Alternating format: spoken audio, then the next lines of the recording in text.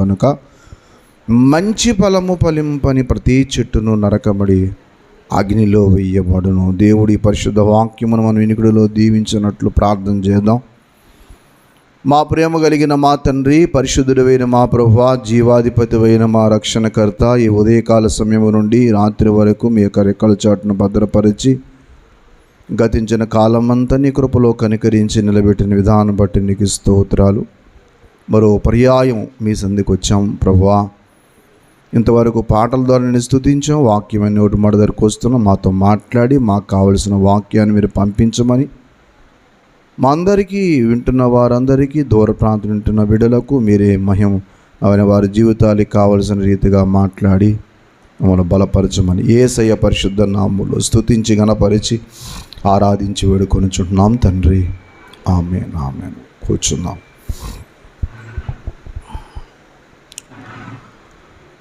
ప్రభువునందు ప్రియమైన దేవుని పిల్లలారా, మత్తయి సువార్త 3వ అధ్యాయములోను, మత్తయి సువార్త 7వ అధ్యాయములోను ఫలము అనే దాని గురించి మాట్లాడతారు. మనము దేవుని యొక్క సన్నిధికి రావటం ఒక ఎత్తు, వచ్చిన మనము ఫలించటం మరొక ఎత్తు. దైవ సన్నిధికి ఎవరైనా వస్తారు, అది పెద్ద ఏమీ ఆశ్చర్యం కాదు. ఏదో అవసరం కోసం వచ్చేది కొంతమంది అయితే, మరికొంతమంది మనము ఈ వారం వెళ్ళి వస్తే బాగుంటుందేమో అనుకుని వచ్చేవాళ్ళు కొంతమంది. అయితే ఇక్కడ మీరు గమనించవలసిన విషయం ఏంటనంటే, ఏదో ఊరికనే వెళ్ళి రావటం వల్ల ఏ ప్రయోజనం ఉండదు. వచ్చేవాళ్ళు ఇద్దరైనా, ముగ్గురైనా, 200 మంది అయినా, 2000 మంది అయినా, ఒక విషయం గురించి అయితే మాత్రం దేవుని దగ్గరికి రావాలని ప్రభువు చెప్తూ ఉంటారు. యేసుప్రభు వారు ఆ ప్రాంతానికి వచ్చి అనేక మందికి బాప్తిస్మ యోహాను ఆ ప్రాంతానికి వచ్చి సువార్త చెప్తూ, ఆ యోహాను యొక్క సువార్త విని చాలామంది తమ పాపాలు ఒప్పుకొని ప్రభు దగ్గర వచ్చి బాప్తిజం పొందుతూ ఉంటారు. అప్పుడు పరిసయ్యులు, సద్దూకయ్యులు అనేకులు వచ్చి బాప్తిజం పొందడానికి వాళ్ళు సిద్ధపడతారు. అప్పుడు యోహాను, బాప్తిస్మ ఇచ్చి యోహాను ఓ మాట అంటాడు, సర్ప సంతానమా, రాబో ఉగ్రత నుండి తప్పించుకున్నట్టుకు మీకు బుద్ధి చెప్పిన వాడేవాడు అసలు అని చెప్తాడు. ఇంతకీ బాప్తిజం ఎందుకు పొందాలో అక్కడ చెప్తున్నాడు. ఇంతకీ దేవుని యొక్క వాక్య ప్రకారంగా మారు మనసు అనేది చాలా ముఖ్యమైనది. క్రైస్తవ జీవితం మారు మనసు పొందిన తర్వాతనే ప్రారంభమవుతుంది.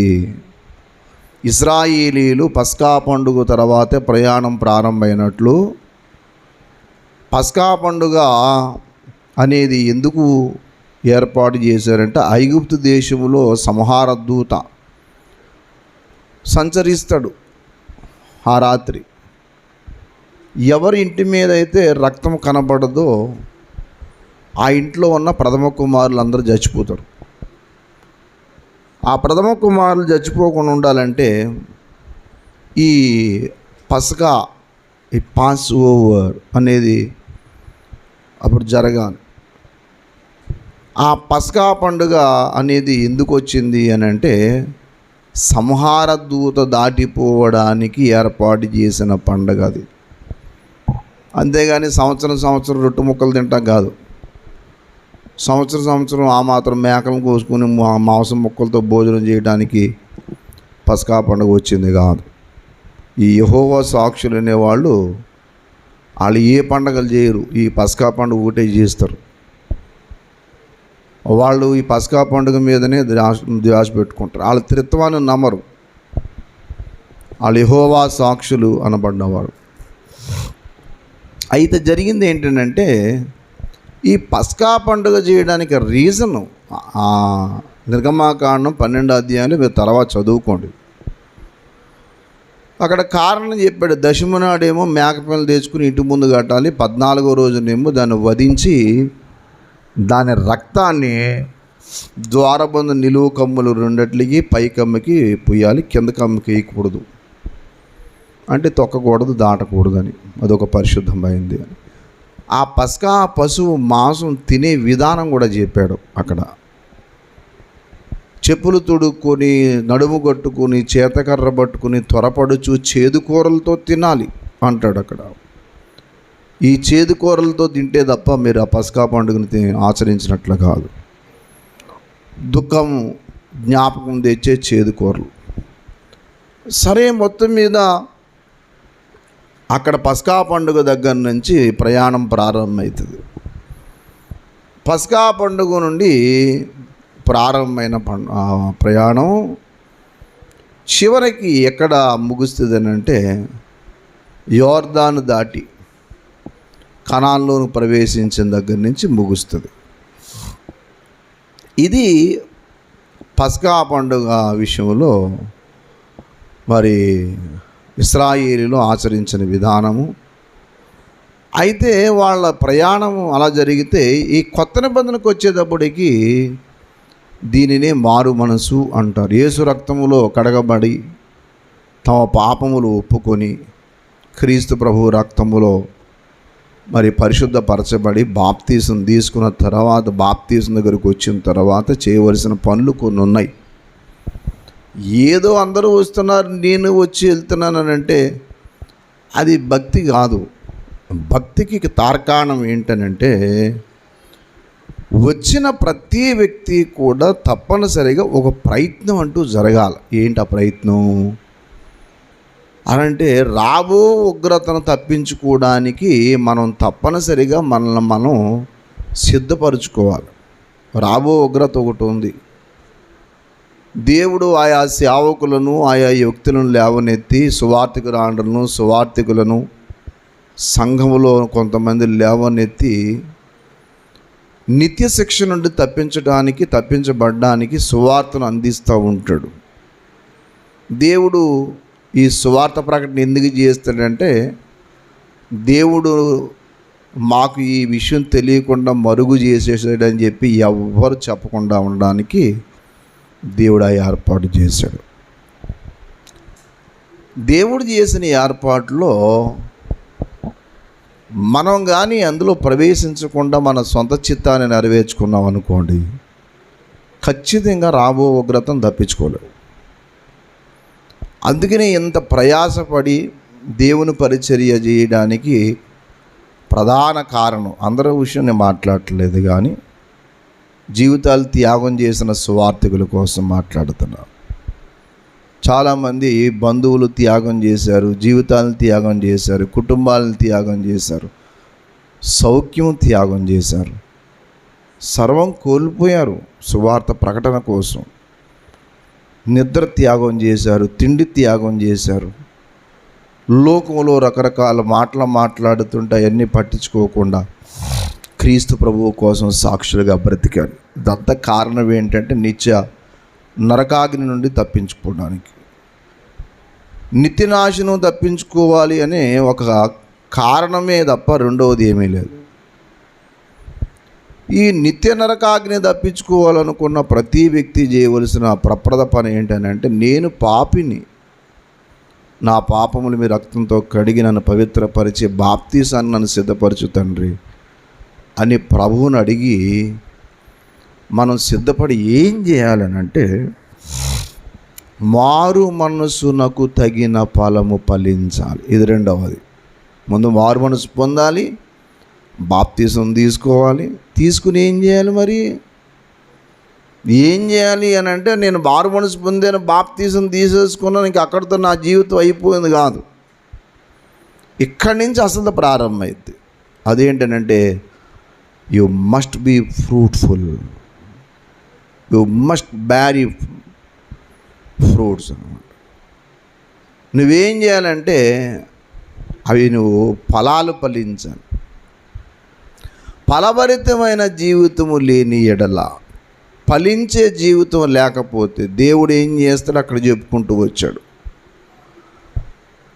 మాకు అబ్రహాము తండ్రి అని చెప్పి మీలో మీరు చెప్పుకోకండి. అంటే అబ్రహాము తండ్రి అనే మాట ఏంటంటే ఆ గొప్ప చెప్పుకుంటున్నారు మీరు. మేము అబ్రహాము సంతానము, అంటే పాత నిబంధనలు అబ్రహాం గారికి సంబంధించిన వ్యక్తులు అని చెప్పుకుంటానికి మీరు ప్రయత్నం చేస్తున్నారు. అయితే ఇది కాదు. అప్పుడు ఆ రీతిగా చెప్పుకుంటే ఇప్పుడు మేము ఫలానా సంఘస్థులము, మా సంఘం ఫలానిది, మాది గొప్పది, మేమే ఇంతమంది, మా సంఘానికి ఇంతమంది వస్తారు తెలుసా. ఈ మధ్యకాలంలో ఈ ప్రకటన మరీ ఎక్కువైపోయింది. దేవుని సేవ అంటే ఫలించేదానికంటే ప్రకటించుకోవడం ఎక్కువైపోయింది అన్నమాట. ఓ బోల్డ్ ప్రకటనలు జరుగుతున్నాయి ఇప్పుడు, పబ్లిసిటీలు. వేలాది మంది వచ్చి ఆరాధన చేస్తున్న అద్భుతమైన స్థలము, మిరాకిల్ సెంటర్స్. మీరును రండి మాతో పాటు ఈ గోతులో దిగండి అన్నట్టు ప్రకటన చేస్తాం. అంతేగాని ఏంట్రా బాబు నువ్వు ఇంచుకు చెప్పే వాక్యం అని అంటే ఎప్పుడు చూసిన ఆశీర్వాదం, ఎప్పుడు చూసినా ఇవ్వండి, ఎప్పుడు చూసినా ఇదే తప్ప నువ్వు వాక్యంలో ఎదుగుతున్నావా, ప్రార్థనా జీవితం ఉందా, పరిశుద్ధత ఉందా, దేవుని కోసం ఎవరన్నా ఫలాలు ఫలించే అనుభవం ఉంది, ఇట్లాంటిదంతా జాంతనై. వేల మంది దేవుని చిత్తం కాదు.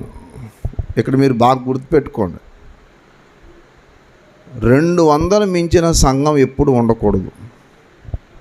ఎందుకు ఉండకూడదు చెప్పి తెలుసా మీకు? 200 మంది సంఘం ఉంటే వాళ్ళకి న్యాయం చేయగలుగుతాం. అంటే వాళ్ళని దర్శించి వాళ్ళతో మాట్లాడి వాళ్ళ యోగక్షేమాలు తెలుసుకొని వారిని ఆదరించి వాళ్ళని బలపరిచి వాళ్ళ పరిస్థితులన్నీ అర్థం చేసుకొని వాళ్ళ కోసం మనం ప్రార్థన చేసి చేయడానికి అది సరిపోద్ది. ఈ వేల మంది ఉంటే నీవు ఎందుకంట ఊరికి డబ్బులు పోగొట్టుకోవడం తప్పిస్తే. కొన్ని చోట్ల ఇంకోటి, అక్కడ పాటలు పాడే బృందం ఒకటి ఉంటుంది. ఓ దరిదాపు 20 మందో 30 మందో బృందం ఉంటారు. వాళ్ళందరికీ ఒక డ్రెస్ వేసి నిలబెడతారు. మంచిదే, దాన్ని ఏమి నేను విమర్శించడం లేదు, కానీ దేవుని మహిమపరచడం మంచిదే. కానీ ఈ పాటలు పాడేవాళ్ళు ఎంతమంది వాక్యం చదువుతున్నారని, ఈ ఆరాధన అని చెప్పి ఆరాధన చేసేవాళ్ళు ఎంతమంది ప్రార్థన చేస్తున్నారని, వాక్యము ప్రార్థనా జీవితం ఎంతమందికి ఉంది, ఇందులో ఎంతమంది కుటుంబ ప్రార్థన ఉంది, ఇందులో ఎంతమందికి ఉపవాస ప్రార్థన ఉంది, ఇందులో ఎంతమందికి సువార్త చేయాలనే భారం ఎంతమందికి ఉంది, ఇందులో ఎంతమందికి దేవుని యొక్క మాటను అందించాలనే వేదన, నశించిపోతున్న ఆత్మల పట్ల ఎంతమందికి ఉంది. ఇలాంటివన్నీ లెక్కల్లోకి పరిగణలో తీసుకోవాలి ఇవన్నీ విషయాలు. అంతేగాని నేను వాక్యం చెప్తాకు వచ్చే ముందు వీళ్ళందరూ పాటలు పాడుతున్నారంటే ఎవడన్నా పాడతాడు. 4 రాగాలు నేర్చుకున్నప్పుడు పాడేటి, 4 పాటలు వచ్చినప్పుడు బెదిరం పాడతాడు. పాటలు పాడినంత మాత్రం నువ్వు పరలోకానికి వెళ్ళవు. నీకంటే బాగా పాడతాడు సైతాను.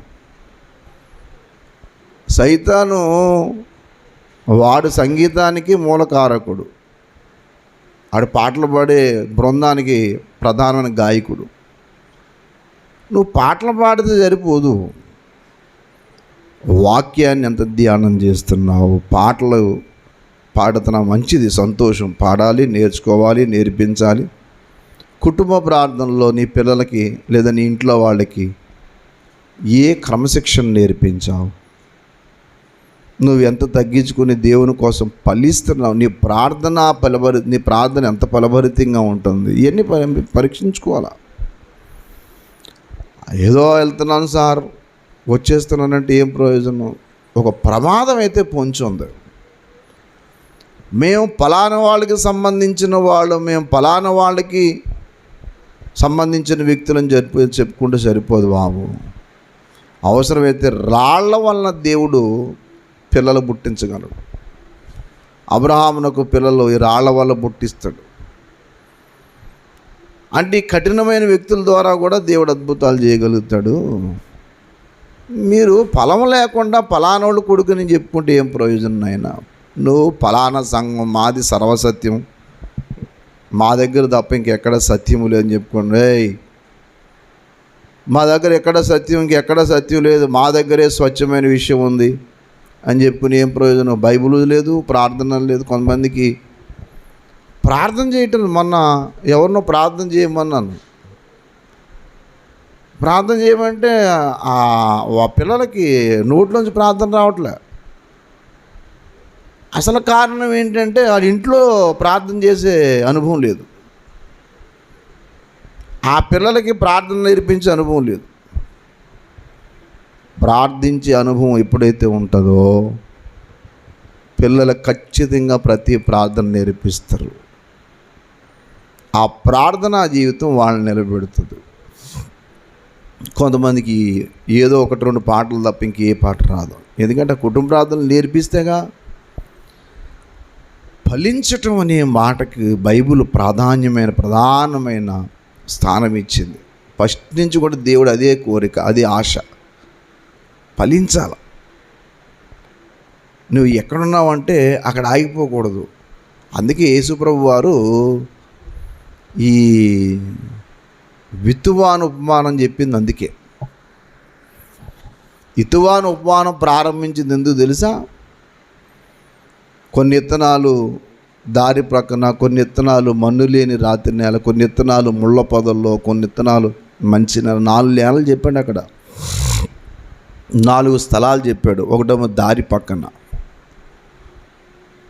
ఆ దారి పక్కన వాళ్ళు వాక్యం వింటారట.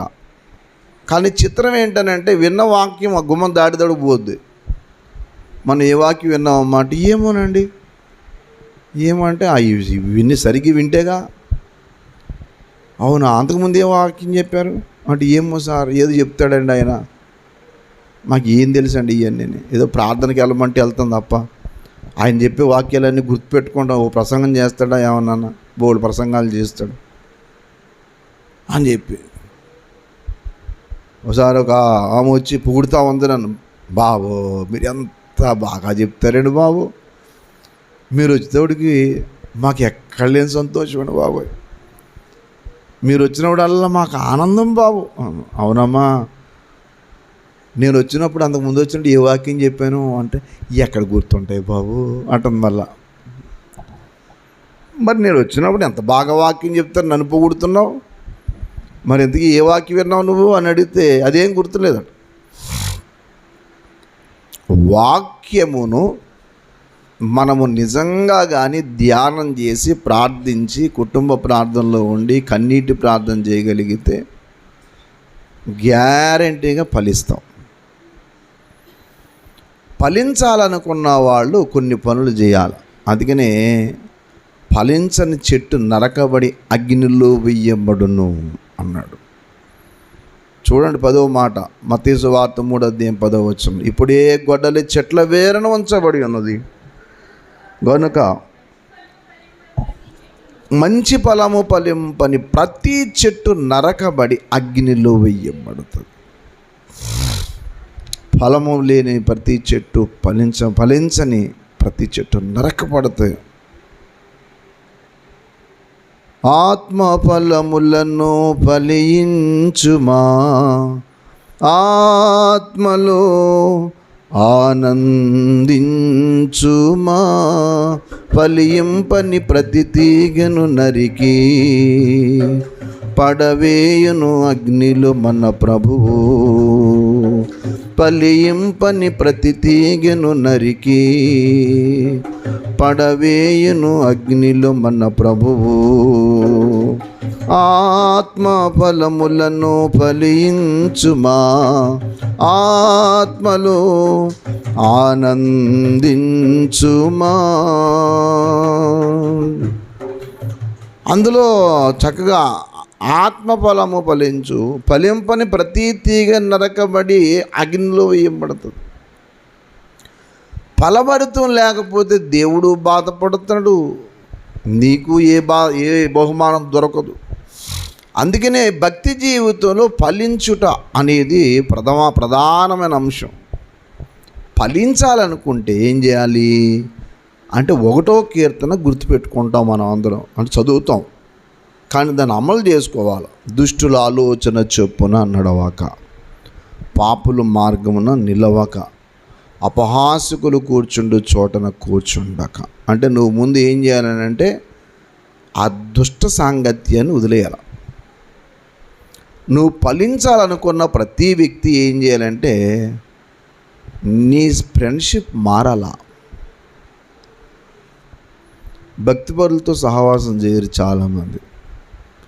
వీళ్ళు ఫ్రెండ్స్ ఎవర్రా బాబు అంటే అన్ని పనికిమాల పని చేసేవాళ్ళు. ఇంకెక్కడ ఫలిస్తావు? నువ్వు ఫలించాలనుకున్న వ్యక్తివి నీ ఫలభరితమైన జీవితానికి అడ్డొస్తున్న ఆ 3 కేటగిరీస్కి దూరం అయిపోవాలి. ఎంత మొహమాట పెట్టినా no, this is not my duty, ఇది నా పని కాదండి, నా ఐడియా వేరు, అక్కడి నుంచి వచ్చేయటమే. నువ్వు వాళ్ళ మధ్యలో నుంచి వచ్చేయాల, అక్కడి నుంచి తప్పుకోవాలి. నువ్వు ఫలించాలనుకున్న వాళ్ళు ఏం చేయాలంటే ఆ అడవి చెట్ల మధ్యలోంచి తోటలోకి రావాలి. దాన్ని వాక్యాలు అన్నాడు. అక్కడ ఏమంటాడంటే వాళ్ళ దగ్గర నుంచి వచ్చి యెహోవా ధర్మశాస్త్రనందు ఆనందిస్తూ అన్నాడు కదా. Delight in the law of the lord. దేవుని యొక్క వాక్యంలో ఆనందించటం. లేఖనం మీద నీకు ఎంత ఆసక్తి ఉండాలంటే ప్రతి క్షణముని వాక్యాన్ని ధ్యానం చేస్తూ ఉండాలి. ప్రతి క్షణం అన్నెసరీ వాటికి నువ్వు ఎడిక్ట్ అవ్వకూడదు. అనవసర వ్యక్తులతో నువ్వు తిరగడానికి ఎప్పుడు ఒప్పుకోకూడదు. ఏదో వంకెట్టి నువ్వు వాళ్ళతో వీళ్ళతో తిరగటం అనేది మొదలెడితే నువ్వు ఫలించవు. దేవుడిని నన్ను ఏర్పాటు చేసుకున్నది ఫలించటానికి. ఫలించని ప్రతి చెట్టు నరకబడుతుంది. ఒకవేళ నువ్వు నరకబడాలనుకుంటే నువ్వు వాళ్ళ దగ్గర కూర్చో. దేవుని యొక్క వాక్యములో అక్కడ అంటాడు, యెహోవా ధర్మశాస్త్రం ఆనందించుచు దివారాత్రము దాన్ని ధ్యానించువాడు ధన్యుడు, అతడు నీటి కాలు ఎవరు నాటబడినదై. అంటే ఒక క్రమం వస్తుంది. అక్రమమైన జీవితం నుండి దేవుని యొక్క సన్నిధికి వచ్చినప్పుడు నీకంటూ ఒక డిసిప్లిన్ వస్తుంది. నీకు నేటికి ఒక డిసిప్లిన్ లేదంటే అర్థం ఏంటంటే నీ ప్రవర్తన లేదో తేడా ఉంది. నేటికి నీకు క్రమశిక్షణ అనేది లేదంటే అర్థం ఏంటి తెలుసా? నువ్వు సరిగ్గా దేవుని వాక్యాన్ని ధ్యానించటం లేదు, సరిగా ప్రార్థన లేదు. నీకు ప్రార్థన లేకపోవటం, వాక్యాన్ని ధ్యానించకపోవటం, అది నిన్ను ఏం చేస్తాయంటే సరిగా నేను ఫలింపని జీవితంలోకి తీసుకుపోతాయి. నువ్వు ఫలించాలని ఆశపడ్డ వ్యక్తి వాక్యాన్ని ధ్యానించాలా. ప్రతిమాలని చెత్తనంతా వదిలిపెట్టి వాక్యంలోనికి వచ్చేయాలంతే. ఎక్కడికి వెళ్ళిన లేఖనం నీ దగ్గర ఉండాలా. ఒక చిన్న ఇంగ్లీష్ బైబిల్ జేబులో పెట్టుకోండి, దగ్గర పెట్టుకోండి. ఫలించటం అనేది చాలా ముఖ్యం. వాక్యాన్ని ధ్యానించాలి. అలాగే చాలామంది కొన్ని వాటిలో బైండ్ అయిపోతారు, అక్కడే ఉండిపోతారు. వాట్ బెటర్ అనేది దాన్ని ఆలోచన చేయరు. అంతకంతకు ఒక ఉన్నతమైన మెట్టుకి వెళ్ళాలి. వాకింగ్ చదువుతున్నప్పుడు ఏమవుద్ది అంటే నీ ఆలోచన ఎక్స్పెండ్ అవుతుంది, ఎలాబరేట్గా ఆలోచన చేస్తావు. నువ్వేమవుతావు అంటే విస్తరిస్తావు. వాక్యము, ప్రార్థనా జీవితం. మూడోది పరిశుద్ధుల సహవాసం. చాలామంది పోగొట్టుకుంటే తెలుసా? పరిశుద్ధుల సహవాసం పోగొట్టుకుంటారు. ఇదే వాళ్ళ జీవితాన్ని చాలా నష్టంలో తీసుకెళ్ళిపోతుంది. ఎప్పుడైతే ఆ రీతిగా నష్టంలో తీసుకెళ్తుందో వీళ్ళు ఎందుకు పని చేయకుండా ఉంటారు. అందుకని మొదటి నుంచి ప్రతి యవనస్తుడికి, ప్రతి సంఘంలో ప్రతి బిడ్డకు చెప్తున్నది అదే, ఫలించండి. నేను మొదట పాటలు పాడేవాడిని. చర్చిలో ఏం చేసేవాడిని అంటే పాటలు పాడడానికి నిలబడేవాడిని, పాటలు పాడే దాంట్లో ఉండేవాడిని. ఆ తర్వాత వేరే వాళ్ళు వచ్చిన తర్వాత వాయిద్యం దగ్గరికి వెళ్ళాను. ఎలా కాంగో ఉంటే అలా. ఆ తర్వాత సండే స్కూల్ నడిపించేవాడిని. సండే స్కూల్ నుంచి నెమ్మదిగా సువార్థికుడిని అయ్యాను. సువార్త నుంచి ప్రసంగికుడిని అయ్యాను. అక్కడక్కడికి వాక్యం చెప్తా పిలిచేవారు, సాక్ష్యం చెప్తా పిలిచేవారు. మా దగ్గరకు వచ్చి సాక్ష్యం చెప్పండి బాబు. కొన్నిసార్లు కొన్ని ఊర్లు కేవలం ఆన్లైన్ ప్రేయర్కి వాక్యం చెప్తాకి వెళ్ళేవాడు, వాళ్ళతో పాటు ఉండు. ఆ తర్వాత మీటింగ్స్. ఇప్పుడు అన్ని రకాల పనులు చేస్తా. అన్నీ చేయడానికి దేవుడు కృప ఇచ్చాడు. ఒకటి. ఇది ప్రతి దాంట్లో ప్రాక్టీస్. సాధన అనేది నీకు ఉండాల, అంతేగాని ఎక్కడో ఆగిపోయి మైల్డ్గా ఉండి ఒక స్థిరమైన జీవితం లేకపోతే ఏమవుతావు? ఆ తర్వాత ఆ పప్పెట్ షో చేసేవాళ్ళని చూశాను. పిల్లలు మినిస్ట్రీకి చాలా ముఖ్యం అని చాలా కాలం నుంచి అవన్నీ అబ్జర్వ్ చేస్తూ ఉన్నాను. నేను అన్నీ ఎవరితో మాట్లాడుతూ ఉంటాను, అక్కడ ఏదైనా జరుగుతుంటే ఒక చెవి అక్కడ వేస్తాను. నేను ఇలాగా మాట్లాడుతూ ఎవరైనా పాట పాడుతుంటే ఆ పాట మీనింగ్ పట్టుకుంటా. అలాగే పాటలు నేర్చుకుంటాను నేను. ఎవరితో మాట్లాడుతూ ఎవరైనా పాట పాడుతున్నారు అనుకోండి, వెంటనే సెల్ ఫోన్ తీసి రికార్డ్ చేసుకుని పాట బాగుంది, ఆ పద సముదాయం చాలా అద్భుతంగా ఉంది. ఎప్పుడు ఒకచోట ఆగిపోతే ఇంక నువ్వేమవుతావు? అంతకంతకు బెటర్ వేకి వెళ్ళాల. దానికి నువ్వు చాలా సాధన చేయాలి, చాలా తట్టుకోవాలి, చాలా త్యాగం చేయాలి. నేను ఇదివరకు ఆ సండే స్కూల్ నుండి యవనస్తుల మధ్యలో పరిచర్య చేసేవాడిని. కొంతమంది యవనస్తులను పోగొట్టి వాళ్ళతో ప్రార్థనలు ఉండేవాడిని. వారానికి ఒక ఇంట్లో. ఇంకో చిత్రం ఏంటంటే, నేను సొంతంగా ఏదో నేను వాళ్ళందరినీ నా వైపు తిప్పుకోవడం కాదు, వాళ్ళందరినీ భక్తిలో పెంచాలి. ఇప్పుడు మనకులాగా మీరందరూ కలిసి ప్రార్థన చేసుకుంటారని చెప్పి అలా నడిపిస్తుంటే అలా నడిపించడానికి వీలు లేదు, నా సంఘంలో ఎవరు వస్తున్నారు అన్నాడు. అంత దుర్మార్గమైన ఆలోచన ఉంటారు వాళ్ళు. అన్నీ తట్టుకున్నా.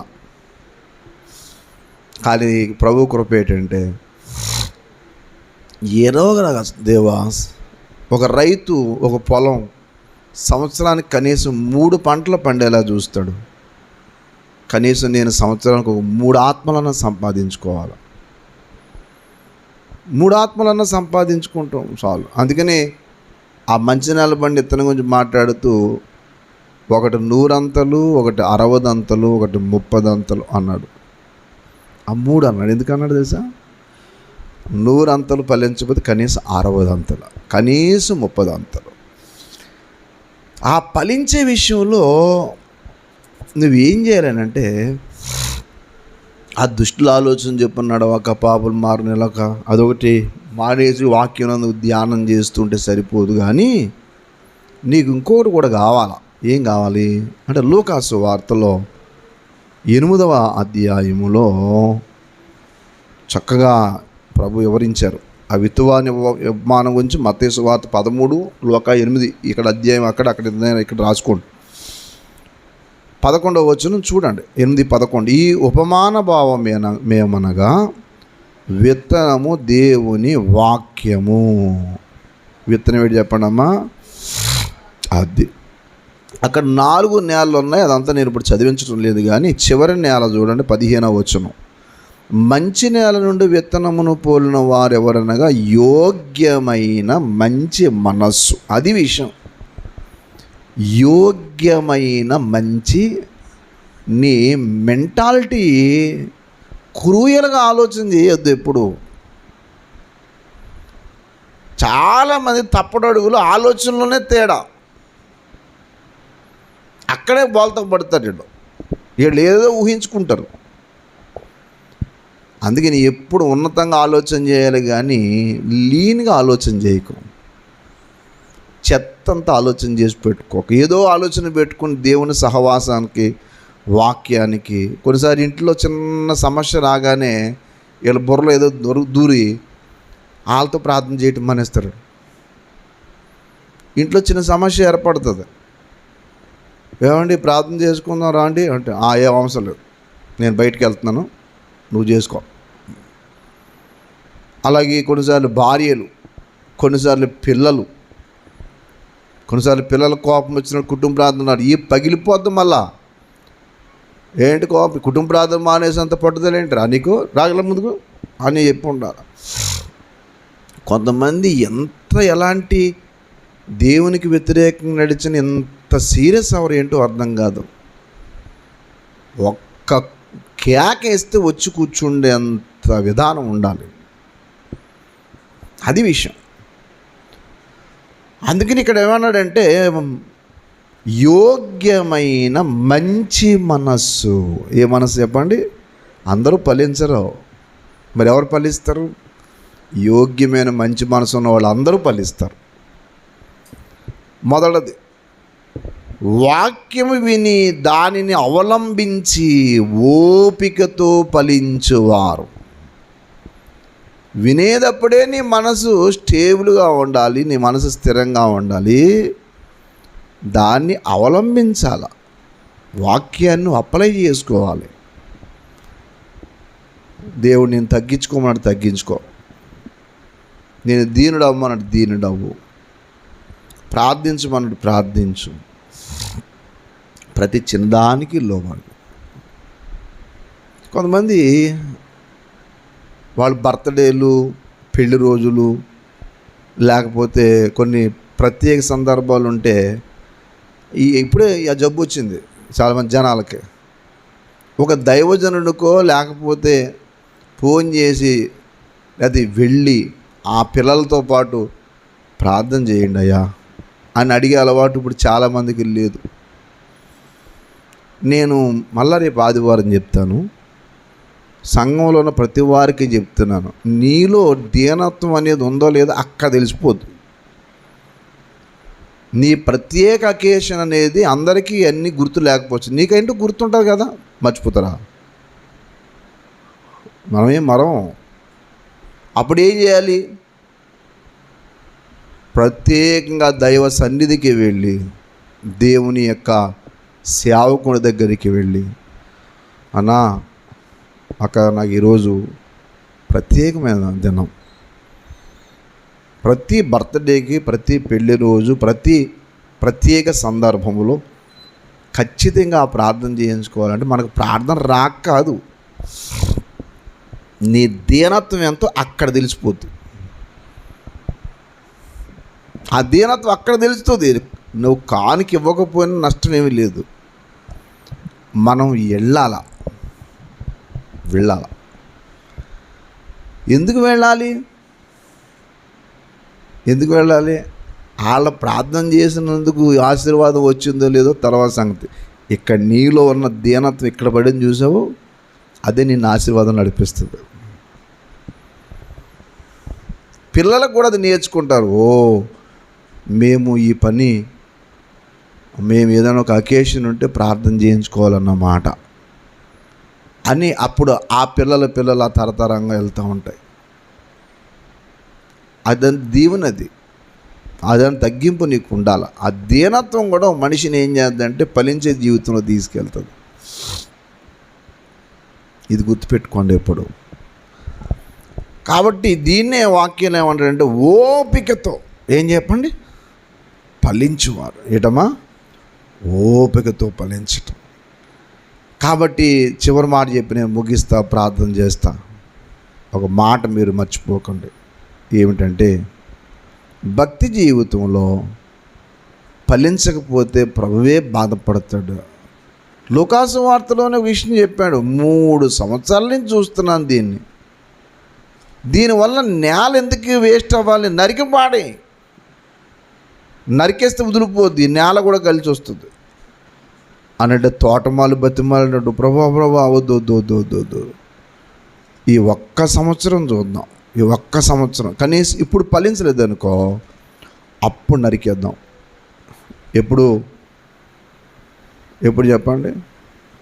ఇప్పుడు ఫలించకపోతే అప్పుడు నరుకుదాం. 3 ఏళ్ళ నుంచి చూస్తున్నానయ్యా దీన్ని, వస్తున్నాను కానీ దాంట్లో ఏముంటలేదు చెప్పండి, ఫలం ఉండలేదు. దీనివల్ల నేల ఎందుకు వేస్ట్ అవ్వాలి, దీన్ని ఎందుకు ఉంచుతాం అనవసరంగా, నరికి పాడేసేయి అని తోటం వాళ్ళతో చెప్పాడట. దయచేసి చూడండి ఏమండి, 13వ అధ్యాయం లూకాసు వార్త 6వ వచనం దగ్గర నుంచి చూడండి. మరియు ఆయన వారితో ఉపమానము చెప్పాను, ఒక మనిషిని ద్రాక్ష తోటలో అంజూరపు చెట్టు ఒకటి నాటబడి ఉండెను. అతడు దాని పండ్ల వెదక వచ్చినప్పుడు ఏమీ దొరకలేదు. చదవాలా? గనుక అతడు, ఇదిగో 3 ఏండ్ల నుండి నేను ఈ అంజూరపు చెట్టును, 3 అనేది సంపూర్ణతకు సాదృశ్యము, దీన్ని చాలా కాలం నుంచి చూస్తున్నా, దీనికి ఇచ్చిన టైం అయిపోయింది. 3 ఏండ్ల నుండి నేను ఈ అంజూరపు చెట్టును పండ్లు వచ్చుచున్నాను, కానీ ఇది 3 కాలాలకి సాదృశ్యము, సంపూర్ణత సాదృశ్యము, కానీ ఏమీ దొరకలేదు. దీనిని నరికివే, దీనివల్ల ఈ భూమి ఎలా వ్యర్థం, అనవసరంగా దీనివల్ల ఇక్కడ స్థలం వేస్ట్ అవుతుంది, కానీ ఏమీ లేదు, ప్రయోజనం లేదు, తీసిపాడాయి అంటే తోటమాలు అంటాడట. 8వ మాట, అయితే వాడు, అయ్యా నేను తాను చుట్టూ తవ్వి ఎరువే మట్టుకు ఈ సంవత్సరం కూడా ఉంది, అది ఫలించినా సరే లేని నరికి ఈ ఒక్క సంవత్సరం ఆ తోటమాలిని బతిమాలుకుంటా ఉన్నాడు. అది ఓ పాతకాల పాట కూడా ఉంది, యేసయ్యా నీ సంగ తోట ఫలించలేదెందుకయ్యా, యేసయ్యా నీ పూల తోట పుష్పింపలేదెందుకయ్యా, ఇక ఫలించలేదెందుకయ్యా.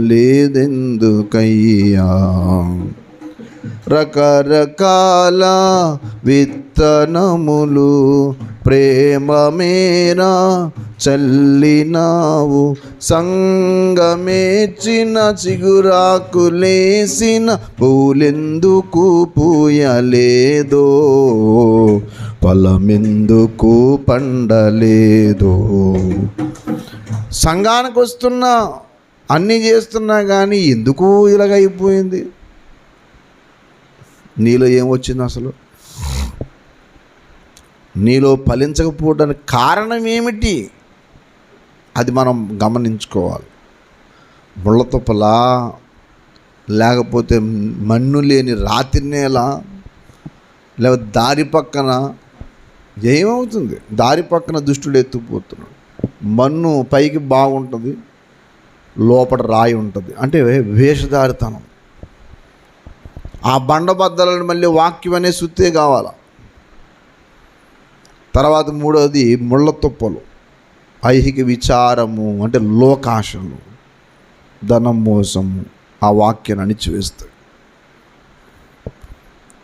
4వ మాట చెప్పుకుంటూ వచ్చి అక్కడ చెప్తున్న మంచి నేలను బట్టి ఎవరంటే అని యోగ్యమైన మంచి మనసుతో, ఓపికతో కదమ్మా వాక్యాన్ని విని దాన్ని అవలంబించి ఓపికతో ఫలించి, ఇది లేకపోవటం వల్లే చాలామందికి ఫలించే జీవితం లేదు. చాలామంది అనుకుంటూ ఉంటారు, నేను ప్రార్థన చేస్తే ఏంటి అని. అమాయకత్వం కాకపోతే ప్రార్థన నిన్ను ఫలింపజేస్తుంది, వాక్యం నిన్ను ఫలింపజేస్తుంది, సహవాసం నిన్ను ఫలింపజేస్తుంది, సువార్త నిన్ను ఫలింపజేస్తుంది, నీ కన్నీళ్ళు నిన్ను ఫలింపజేస్తుంది, నీ దీనత్వం నిన్ను ఫలింపజేస్తుంది, నీ తగ్గింపు జీవితం నిన్ను ఫలభరితంగా చేస్తుంది.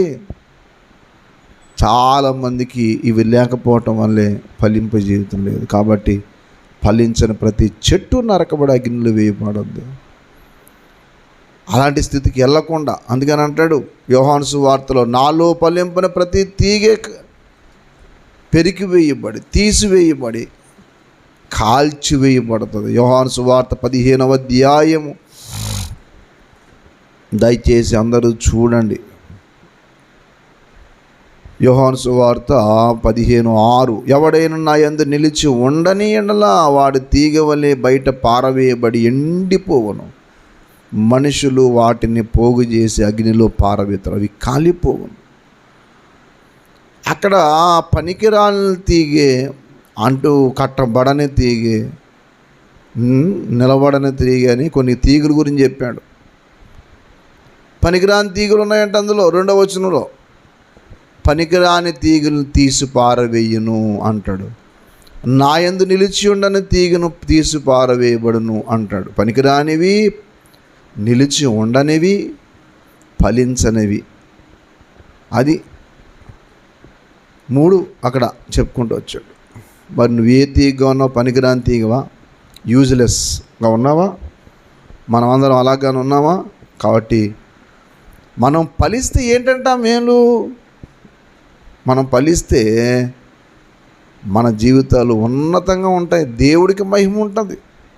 ఫలించిన వాడికి ఇంకా ఫలించాలని ఆశ ఎక్కువ ఉంటుంది. యోహాను సువార్త 15:8 చూడండి.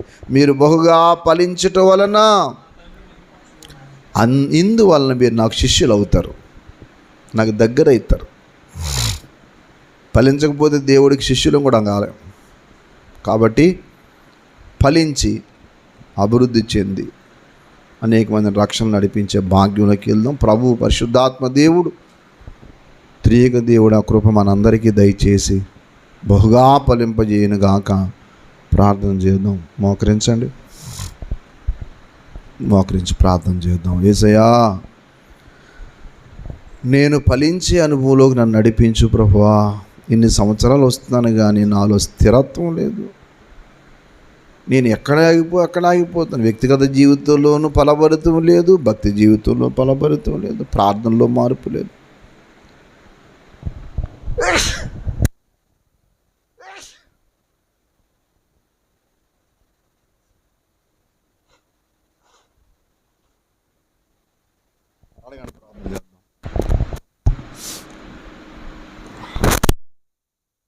చేసుకుందాం.